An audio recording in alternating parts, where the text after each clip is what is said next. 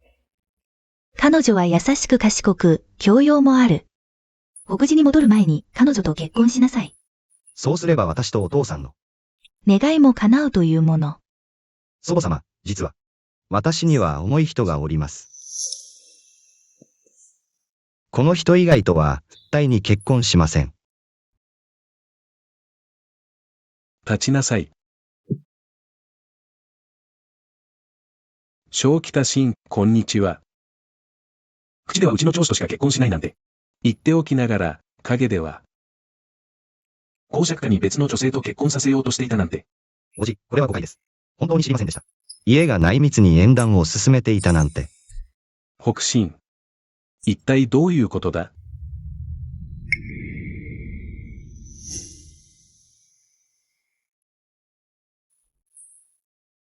なるほど。このバカ息子め。重い人がいるなら早く言いなさい。祖母をこんなに心配させずに済んだのに。もういい。北真家は結婚するのか？縁談を進めるのか、外で話しなさい。部屋でうるさくして、娘の邪魔をしないで。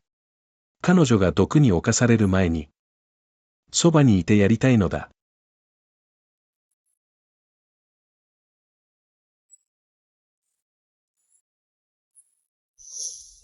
この毒は解ける。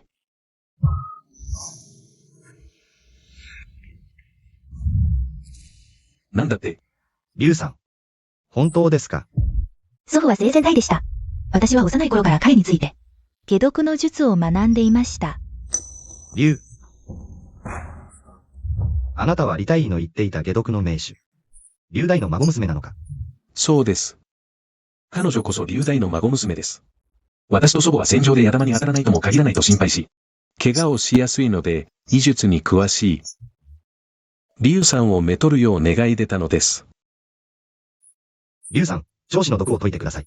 上司の毒さえ解ければ。この北真、スイカも辞さず、命を捧げます。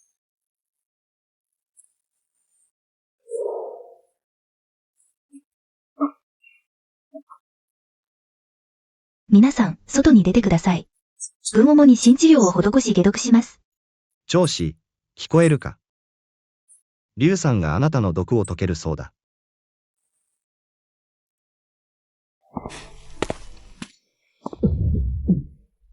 あら。もしこの龍さんが、本当に長寿を救えるなら、本校はお前を、不問に付す。ただし、本校の条件を一つ受け入れよ。皇子、どうぞおっしゃってください。今後、お前と我が家の長子は、一切の縁を断ち、二度と会わぬこと。皇子、私は。決心は固い。長子が回復したら、陛下に、彼女のために信頼できる安定した婿を選んでいただく。本気で彼女を思うなら、二度と近づくな。私。北真。およう皇子爺のおっしゃる通りです。偽善体帝陽居。軍主に求婚するなら、なおさら節度を守り、父の言うことを聞け。帰ったら、龍さんと式を挙げるのだ。龍さん、娘の様子はどうですか？龍さん、上司はどうなっていますか？軍主の毒は解けました。今は目を覚ましています。この数日よく休めば、体に支障はありません。龍さん、命の恩、感謝します。龍さん、ありがとう。我が家の長寿を救ってくれて。ガボ要素、後日必ず重ねて感謝申し上げる。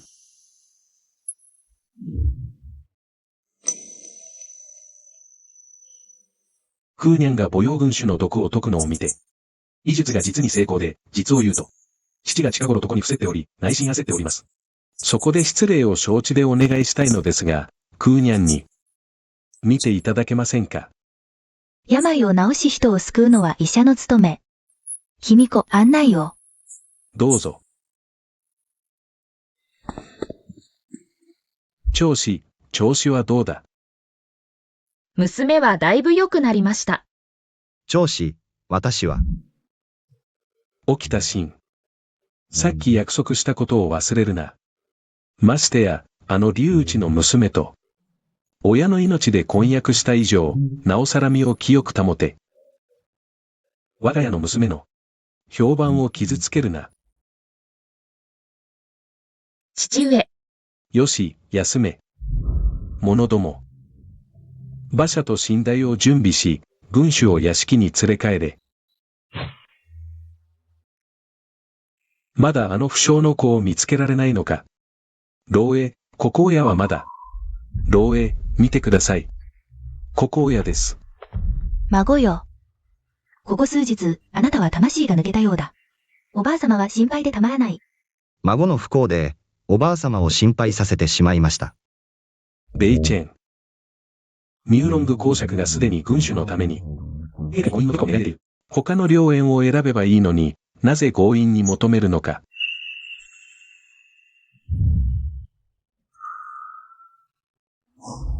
この方、彼女だ。私と結婚してくれますか？喜んで。私が愛する男は、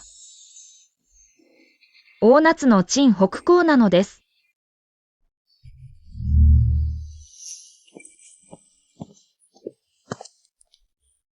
汁を陳北公にお目にかかります。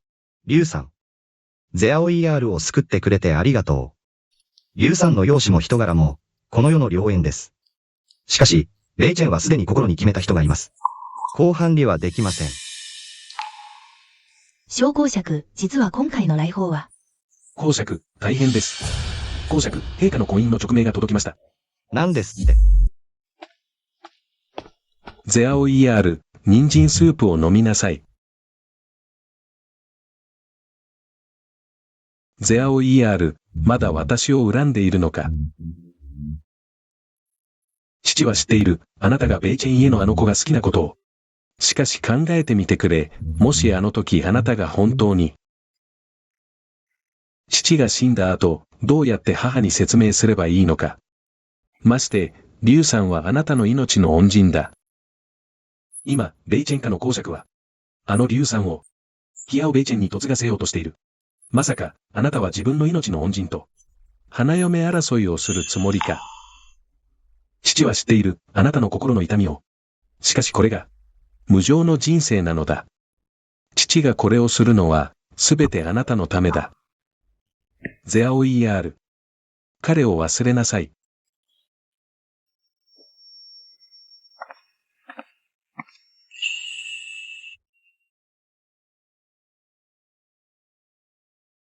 だから、さっき急いで私を追い出したのは、私を心配してくれたからか。私と結婚してくれますか？喜んで。いいえ、大夏にも総生にも、私は仁を尽くした。これからはあなたと一緒にいることだけを考える。たとえ黄泉の道でも、一緒に行こう。お嬢様、陛下の婚姻の勅命が届きました。何ですって。きっと父が陛下に、私とリュウさんの婚姻を願い出たのだ。どうすればいい？実は、今日は私、レイチェン、すみませんでした、お嬢様。必ず陛下に申し上げ、お嬢様の名誉を傷つけません。キアオベイチェン。もういい。どうかお二人、末永くお幸せに。きっと父上が陛下に願い出て、結婚の勅命をいただいたのだ。私のこの思いを完全に断ち切らせようとして。お嬢様、どこへ行かれるのですか？お嬢様。旦那様、大変です。お嬢様が逃げ出しました。なんだって。急いで追え、者ども。あの不幸者を捕まえて連れ戻せ、はい。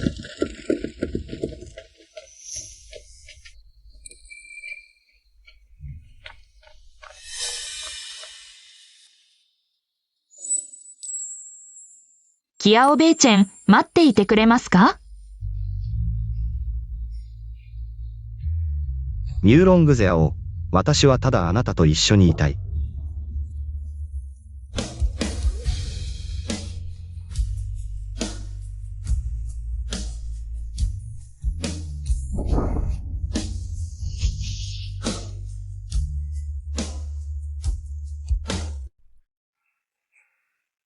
あなた。ミューロングゼアを、私はあなたが好きです。過去も現在も、私はあなただけを好きです。私もです。ヒヤオベイチェン。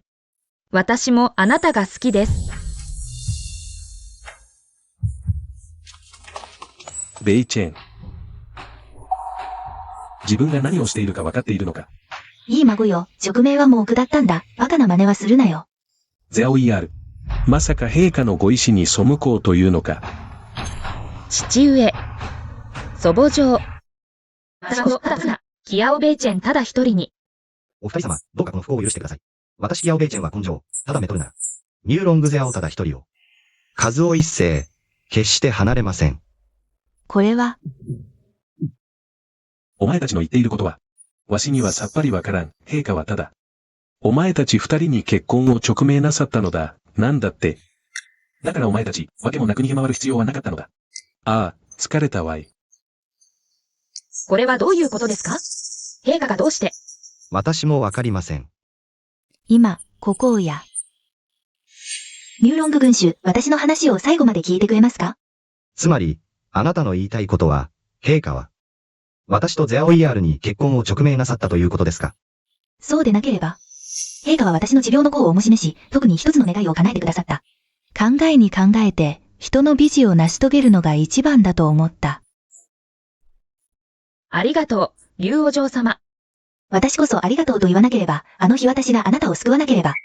私も自分の夫を見つけられない。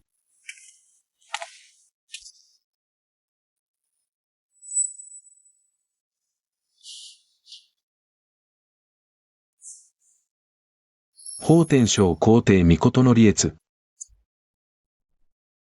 ここに不眠公の娘、青年軍主。ニューロングゼアを、名門の淑女で聡明で上品。陳北公府のキアオベイチェン。武勇に優れ忠義に厚い。二人は才徳も家柄も釣り合い。まさに天が与えた縁。ここに二人に婚姻を賜う。吉日を選んで婚礼を挙げよ、金庫。ただ再々ともにあらんことを願う。君と永遠に離れず。